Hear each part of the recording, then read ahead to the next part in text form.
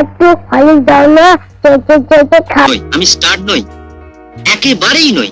আমার নাম রঞ্জিত মল্লিক। হ্যালো বন্ধুরা, কেমন আছেন সবাই? আশা করি ভালো আছেন। আজকের এই ভিডিওতে দেখব কলকাতার সিনেমার নায়কগুলির প্রথম সিনেমা কেমন ছিল। তো ভিডিওটি শুরু করার আগে সবার কাছে একটা অনুরোধ, ভিডিওটিতে একটা লাইক দিন। যারা আমাদের চ্যানেল নতুন অবশ্যই সবাই চ্যানেলটি সাবস্ক্রাইব করে দিন।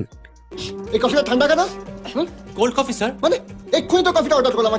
বন্ধুরা, 1977 সালে প্রথম ছোট বউ সিনেমা করেছিলেন সোহম চক্রবর্তী। এই সিনেমায় সোহম চক্রবর্তীকে যেন ছোট অবস্থায় দেখতে পাওয়া যায়। তখন যেন সোহমের বয়স মাত্র 7 বছর ছিল। একটু অনেক দাও না, চেটে চেটে খাবো। নম্বর 2, রঞ্জিত মল্লিক। 1971 সালে প্রথমবারের মতো সিনেমা করেছিলেন তিনি। সিনেমার নাম ছিলেন ইন্টারভিউ। এই সিনেমায় রঞ্জিত মল্লিকের বয়স ছিল মাত্র 19 বছর। দেখুন, এই এই অভিনেতা বলতে যা বোঝায় আমি তা নই। আমি স্টার্ট নই, একেবারেই নই। আমার নাম রঞ্জিত মল্লিক। নম্বর 3, মিঠুন চক্রবর্তী। 1976 সালে প্রথম সিনেমা করেছিলেন। সিনেমার নাম ছিল মৃণ কয়া। মিঠুন চক্রবর্তীর প্রথম সিনেমাতে তাকে যেন শিকারী হিসাবে দেখা গিয়েছিল। তখন যেন তার বয়স ছিল মাত্র 21 বছর। झिनुआ पड़ा राजा बाबू तालडांगा में मिला था उस दिन।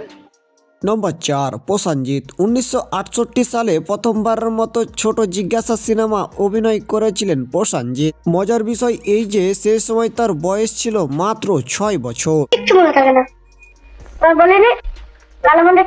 मामा की पसंद बहुत अच्छी है लेकिन नसीब बहुत बुरा।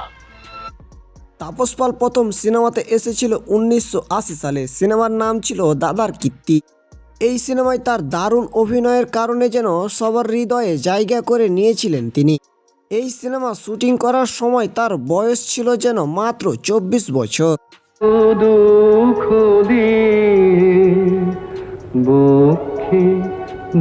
কি মশাই, আপনার এত বড় দোকান আর এর থেকে বড় সাইজের রাজভোগ হবে না?